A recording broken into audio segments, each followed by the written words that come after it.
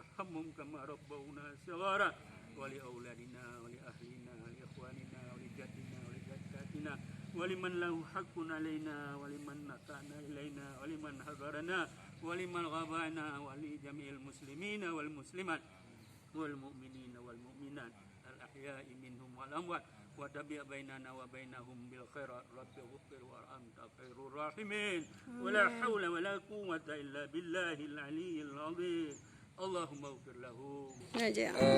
Prof, sebagaimana kita ketahui bersama bahwasanya di Aceh ini kan banyak peninggalan makam-makam bersejarah para indatu bangsa Aceh. Dari 42 Sultan dan Sultanah Aceh yang memerintah sejak tahun 1900 Masehi hingga masuknya penjajahan Belanda, dan yang terakhir Sultan Muhammad Abdullah. Sultan Saidil Mukamil adalah Sultan Aceh yang ke-10. Setelah setelah itu memerintah Sultan Alauddin Mansur Shah. Pertanyaannya di sini, dunia luar sangat eksis dan sangat prihatin sekali terhadap kehancuran situs sejarah di Aceh, terutama Kampung Pandi dan juga makam Saidil Mukamil, notabene Raja Aceh yang ke-10 ini setelah hancur tsunami hingga sekarang belum dibuat. Padahal banyak sekali proposal yang diajukan, semuanya gagal. Bagaimana pendapat dan saran Prof tentang hal ini? Terima kasih. Dalam bahasa sejarah disebutkan bahwa the history is document. Sejarah itu berdasarkan dokumen. No dokumen, no history. Tidak ada sejarah dokumen sama dengan sejarah hilang. Jadi minimalnya situs-situs itu sebagai dokumen ya. Dokumen membuktikan adanya cerita sejarah itu kan.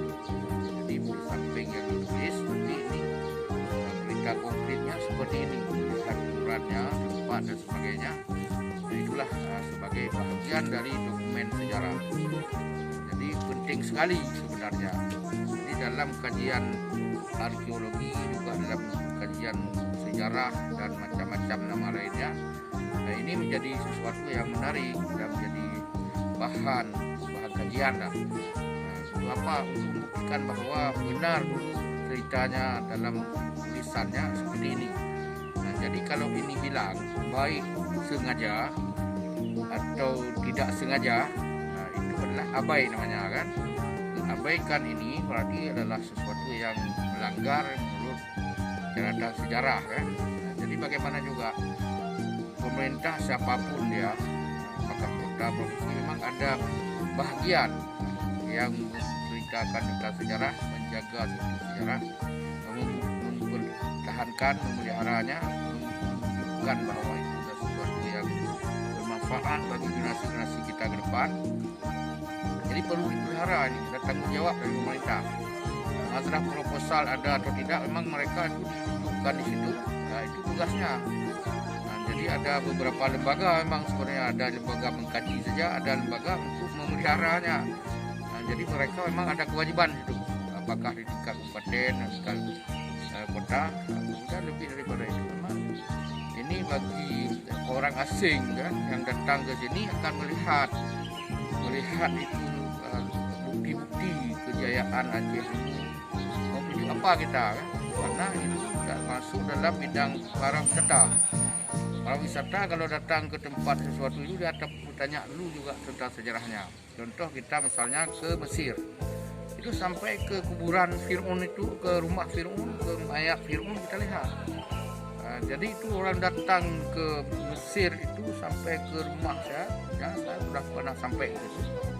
Itu orang tengok-tengok saja sebenarnya, tapi itu membuktikan bahwa dulu ada benar, bukan hanya dalam gambaran-gambaran abstrak. Jadi juga kita datang ke Cina misalnya, itu ke kuburan yang Sa'ad bin Waqqas. Ya Allah, orang datang ke situ, sebenarnya itu income untuk negara juga kan. kita datang ke Mesir hanya untuk datang ke situ.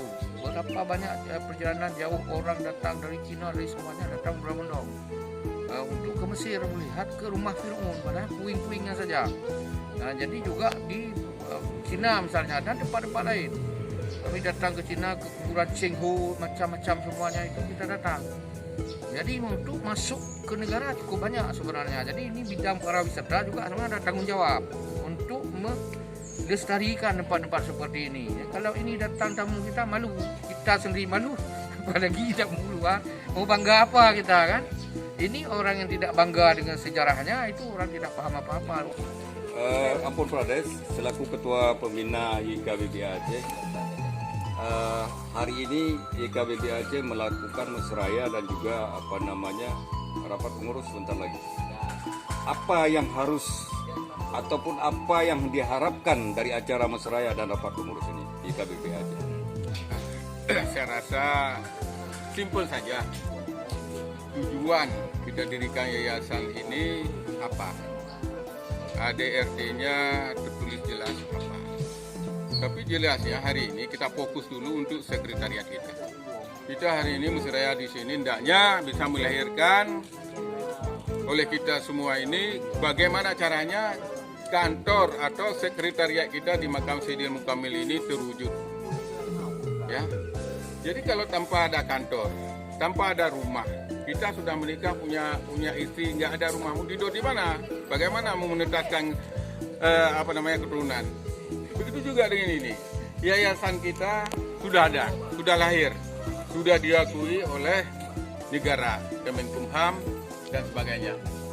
Hendaknya ya kita semua ini sepakat hari ini bagaimana kantor kita sesuai dengan data notaris adanya di Makam Sayyidil Mukammil terwujud. Itu aja yang paling penting kita bahas hari ini, dan yang lainnya saya rasa tidak ada soal. Satu lagi pertanyaan, ampun. Kan banyak yayasan-yayasan yang telah berdiri seperti misalnya Wariku, kemudian Merapat Aceh, kemudian ada Napapuri dan lain-lain sebagainya. Di KBB Aceh ini ada yayasan baru. Apa ada semacam dasar hukum berdirinya YKB Aceh? Ya, memang kita sudah ada keputusan Menkumham yayasan. Kemudian saya lupa, tapi di awal Januari 2020 semuanya sudah legal secara hukum karena sudah diakui dan sudah direkomendasi oleh Menkumham, dan kita juga sudah pelantikan. Jadi saya kira landasannya sudah oke dan pelaksanaannya sudah juga sangat punya dasar hukum yang baik. Apakah surat keputusan Kesbang Provinsi sudah ada di KBA? Ya, jadi selain daripada Menkumham, kita juga sudah melapor ke Kesbang Pol Provinsi Aceh untuk didaftar sebagai salah satu yayasan yang legal di Provinsi Aceh. Ya. Apa rencana dalam waktu dekat, program dalam waktu dekat YKB Aceh? Ya, yang pertama sekali adalah untuk menghimpun keluarga besar bangsawan yang selama ini barangkali berai-berai, dan yang kedua masalah sosial, yang ketiga mendukung kegiatan pemerintah dalam hal sosial, budaya dan agama. Oke, apakah tidak memikirkan yang menyangkut masalah situs cagar budaya yang telah rusak di Aceh ini? Iya, itu memerlukan waktu memang untuk harus dicek dulu karena memang sudah banyak juga yang cek. Kita akan usulkan untuk pembubaran beberapa situs sejarah para aulia, pada ulama, para bangsawan yang telah tersebar di seluruh Aceh, dan beberapa tempat yang perlu pemikiran kita bersama dan mendapat dukungan daripada pemerintah. Ya, terima kasih Pak Ketua. Ya, makasih. Yang mulia Tengku Ilham Al-Kahar, sebagaimana kita ketahui Anda adalah pengurus utama di Yayasan Keluarga Besar Bangsawan Aceh. Apa program ataupun apa rencana yayasan ini ke depan? Karena kita melihat beberapa yayasan di Aceh ini ibarat kerangka di atas batu, hidup segan mati tak mau. Apa cita-cita dan Anda ingin bekerja untuk keberhasilan YKBA? Persilakan. Alhamdulillah. Assalamualaikum warahmatullahi wabarakatuh. Akan saya jawab singkat padat tentang visi misi YKBA. Yang pertama saya awali juga dengan nasihatnya Sayyidina Ali. Orang yang melupakan sejarah adalah orang yang melupakan jati dirinya. Jadi dalam hal ini Yayasan Keluarga Bangsawan Aceh dibentuk untuk mengangkat kembali marwah daripada leluhur pendahulu pendiri negeri Aceh yang aman dan damai. Dalam hal ini kita mengajak merangkul kembali supaya generasi muda Aceh mencintai apa-apa yang sudah ditinggalkan, diwariskan oleh leluhur kita. Jangan sampai di kemudian hari anak-anak generasi Aceh akan datang lupa akan jati dirinya sendiri. Apakah Anda yakin YKBA ini bisa berbuat untuk rakyat Aceh? Insya Allah keluarga besar Bangsawan Aceh akan mampu dan bisa berbuat lebih besar ke depannya sebagaimana yang sudah pernah dibuat oleh para pendahulu kita. Terima kasih.